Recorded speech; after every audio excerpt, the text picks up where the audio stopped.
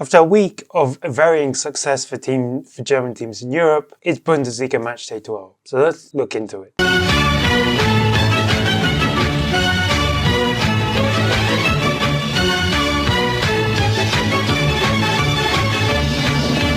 Friday saw Borussia Mönchengladbach versus RB Leipzig. Obviously, Gladbach came into this game on a 3-game winning run, while Leipzig had hit a buffer 2 weeks ago, or just before the international break, and have found their feet again. And now Gladbach have continued their unbeaten run as this game ended 0-0. It was pretty even, I would say. Gladbach had their fair chances to score. Leipzig had their fair chances as well. Gladbach did actually score, but the goal was ruled out for offside. And again, a bit like what happened with Elias Ansah just before the international break against Bayern Munich, it happened again here where, again, offside is offside, fair enough. But the margin is so small, you're kind of thinking, what's the point, I think the takeaway from this, for me, is obviously in the last international, we're not going to have another international break now until March, but in the last break, Nagelsmann called up Atabolu, Baumann, Nubel and Dahm. But I think Moritz Nicolas definitely deserves at least a thought of being called up in place of Dahm. Because obviously Dahm's in a struggling Augsburg side and he hasn't done the best at times. Whereas Nicolas has done the best at times even when Gladbach were truly shit.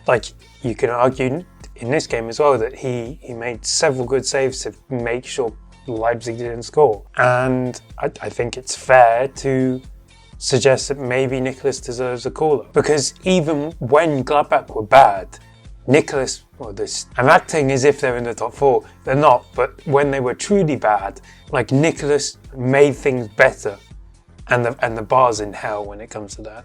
When it comes to how bad things were. And he, with his efforts in goal, saved Gladbach from things going from bad to very bad, and he's continued to perform ever since. And I think it's just a fair enough sentiment to say he probably deserves a call-up. If there was another international break this month, Nicolas deserves a call-up over Dahm. But because Nagelsmann is the way he is, that probably wouldn't happen. But Gladbach continue to get better. This was a big challenge for them, especially because Leipzig is second and are in a very good vein of form.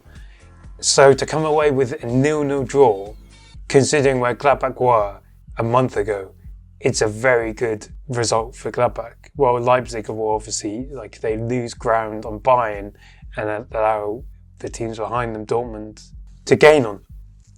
But they definitely look like they were missing Udriogo when it comes to the drive from their midfield to attack. Udriogo's replacement was Schlager, and Schlager's more of a replacement for Seewald than for Udriogo, and I think you saw that today. It really affected the dynamic of Leipzig's attack, and they were really lacking something in it because of his absence. Obviously, Tim Kleindienst also continues to build on his comeback. Then on Saturday, it was Bayern against St. Pauli. Obviously, St. Pauli coming into this with atrocious form. Bayern would end up winning 3-1, but the scoreline is not really that accurate. Bayern really struggled for 87 minutes.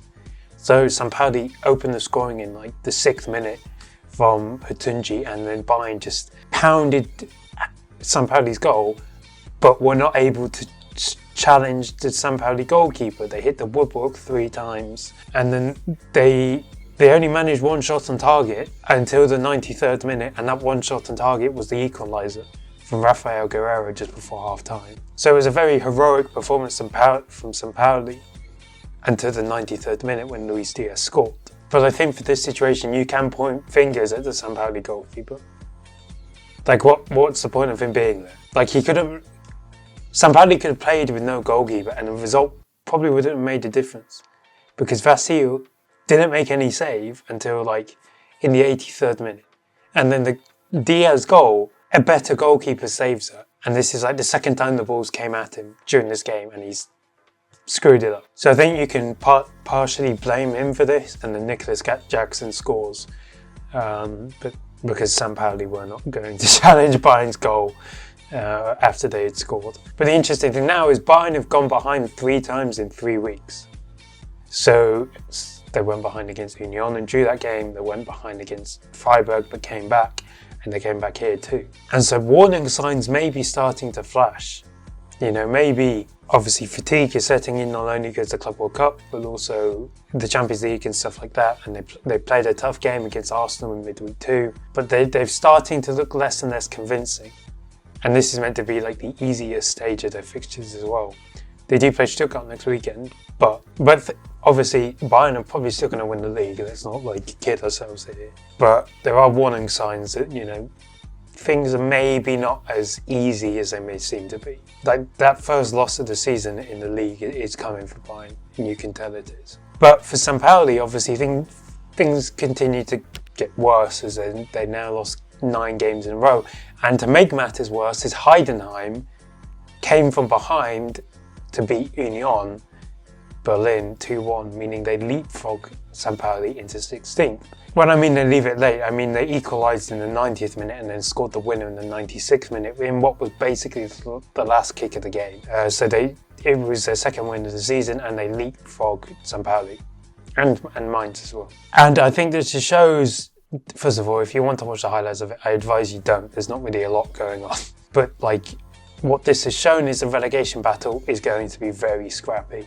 Heidenheim scraping wins, St. Pauli whatever the hell they're doing, Mainz the same thing, and then you've got teams just outside of it, Augsburg, Wolfsburg, Hamburg to an extent too, and it's all very scrappy, and teams continue to take points off one another as well. And I still think Heidenheim are going to get relegated. That's not going to change, but it's not going to be easy for the teams above them to get away with it easily. Then Hoffenheim beat Augsburg 3-0. Hoffenheim are now within touching distance of the Champions League places. And I think it's a testament to the work Christian Ilse has done to turn the team around, especially because they were literally one bad result away from getting relegated. Buzimana Toure was impressive again, and I think what makes this impressive is the fact that, the Ivory Coast are going to have 2 wingers. 2 of their front 3 will be Buzimana Toure and Yandy Mende. And that's a very exciting 2 players to have on either side. But the midfield 3 is also playing well. Walter Berger, Leon Avdula and Grisha Promel. Berger scored and assisted in this game, and Promel, who had struggled with injuries in the earlier stages of his Hoffenheim career, is now finding his feet again and looks very good. It's a shame it's happening to Hoffenheim, if we're being completely honest. But there are also question marks about Augsburg. It continues, because they have this good 1 result against Hamburg, and then it's just right back to where they were beforehand. There's always 1 step forward, 2 steps back for Augsburg, and they still yet to find something under Sandro Wagner. Then the final Saturday evening game was between Bremen and Cologne. It finished 1-1. Elmala to the rescue for Cologne, scoring in the 90th in added time to rescue a point, and it was really a battle of mid-table teams. Both Cologne and Bremen are in good positions. I mean, after everyone thought Bremen were horrible, they're now 9th. Granted, there's a large gap between them and European places, but obviously 9th is quite impressive. Well, Cologne are now winless in 3 games and are on 15 points, and Gladbach could potentially overtake them soon if Gladbach continue on their form.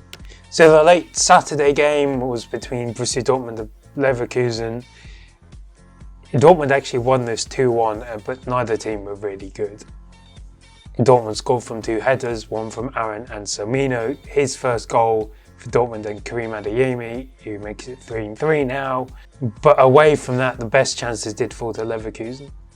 Ernest Poku had a chance to score in the first half, but he skied it. And then in the second half, his best chance kind of stung the palms of Gregor Kobel. But obviously this is Dortmund, so they didn't make things easier for themselves. Kafana did score to set up a tense ending when he beat Nico Schlotterbeck to Ibrahim Mahr's cross. But the past 2 games, we're talking about Leverkusen's midweek win against Manchester City. They showed that Ernest Poku and Ibrahim Mahr's have been actually Leverkusen's best signings so far. I would say Poku especially, because he kind of flew under the radar. Everyone thought he would be like a replacement for Jeremy Frimpong, but he's a lot more versatile than Frimpong was. I mean, you see that in these past 2 games, like against Manchester City, he puts in a good defensive performance against Jeremy Doku, while in this game he was a lot more attacking. And I think it's just impressive how Poku settled, and he offers something that this Leverkusen team very much need, and also offers versatility as well. Well, Mazza, I've said it beforehand as well, he's obviously, the position behind the strikers are well stacked for Leverkusen, and because of injuries in midfield to Ezequiel Palacios, Eki Fernandez, and Robert Andrich just being overall not the best, he's obviously had to find his place in centre midfield, and he's done very well there. Like, he's getting to the point now where you think, okay, maybe Mazza is undroppable. And especially when like Eki Fernandez comes back and Palacios does too, you really have to think now, okay, how can we fit Mazza into this? Because he is one of our better players in midfield. And he's shown it not only because of the attacking qualities he possesses from playing as an attacking midfielder, but he's also quite good defensively as well. Leverkusen are going to have to find a way to fit him in, but then they're also going to have to deal with life without him, especially if he gets called up to the AFCON squad for Algeria. But the great thing about this game, Dortmund-Leverkusen, if you found it boring, it's fine. We can do it all again on Tuesday when they play each other in the DFB Pokal, but this time in Dortmund. On Sunday, it was kind of like a big clash between Hamburg and Stuttgart, and it was a big win for Hamburg. Robert Glatzel scored his first goal in the Bundesliga. Dennis Undav came off the bench to continue his great form, and then Hamburg scored from Fabio Vieira on a counter right at the end of the game. Stuttgart heavily rotated for this game, and I think it's quite obvious that it backfired. I think they probably underestimated Hamburg to an extent, especially when you look at some of the names that were getting game time. Pascal Stenzel, Nicolas Nati, Ramon Hendricks, Amin Al-Dakil. You know, they were getting game time when usually these players are like on the fringes or bench players. But they were given time, and it did backfire. But I think again, you know, like Stuttgart are in a bit, like, or Sebastian Hoeneß should I say, is in a bit of a predicament. You know, you play on Thursday, then you play again in midweek. You know, you can't play the same lineup 3 games in a row. You know, you're going to have to switch things up a bit, and he did, and it backfired. Maybe because he tried to rotate too much, and like he dipped into like the 3rd string players, and they're just not good enough really. But the positive for Hamburg is there's now a buffer between them and the relegation zone. They're 13th on 12 points and are 4 points clear of Heidenheim in 16th. Frankfurt played Wolfsburg and drew 1-1. Frankfurt left it late to equalise, needing a Michy Batshuayi penalty. Kind of a questionable penalty, you know. But like, the problems have continued to surface for Frankfurt. Obviously they're slipping away from like the Champions League places. The defending has continued to be a problem. And they really lack like a real threat in attack, with Özil and Burkhardt both out injured. I mean, like, it didn't work playing Knauf as a striker. You know, you have like either Michy Batshuayi or Eddie Awahi, but like even Jessic and Gangkam made an appearance for Frankfurt. That's kind of how desperate they were, and they needed to come from behind to score or to equalise from the penalty. But like, they're now not only struggling in defence, but they're also struggling in attack. Well, for Wolfsburg, it was a much better performance, and most importantly, they were able to get the best out of, you know, Lovro Mayer, who has really looked quite shit since joining from Rennes. While Christian Eriksen also like finally had a good game, and he created the most chances as well in the game. Whoever comes in as the new Wolfsburg head coach, you know, they have to use Eriksen properly.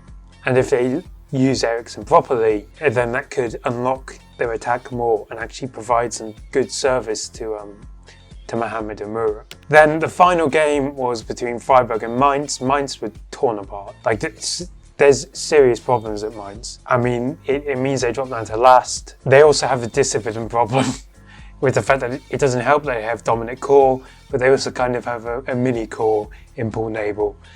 They've had 5 sending offs this season, which is the most in the league. Kor's been sent off twice, Nabel's been sent off twice, and so is Robin Zentner. But it's getting to the point now where you have to think, okay, do we keep Henriksen? Like, he did this great work in saving them when he first joined in that season where they were going through the same run of form, and then he takes them into Europe. But something is just not clicking here. Like, whatever it is, something is just not clicking. It doesn't help that they've lost their best player in Burkhardt, and it doesn't help when they play with 10 men for half the games. But like the current players that they have at their disposal, like good protagonists from last season, Jason Lee, Nadim Amiri, Paul Nabel, they're just not performing at the same level as they were.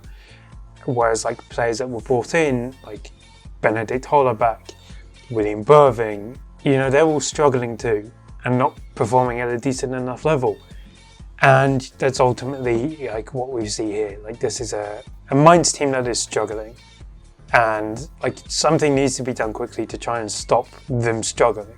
I mean, you can see it, like the shots on target per match, they're dead last in 18th in the table. Big chances, 14th with 22. They're 3rd for XG conceded. They're last for tackles per match, which is showing that the defence is not doing their job.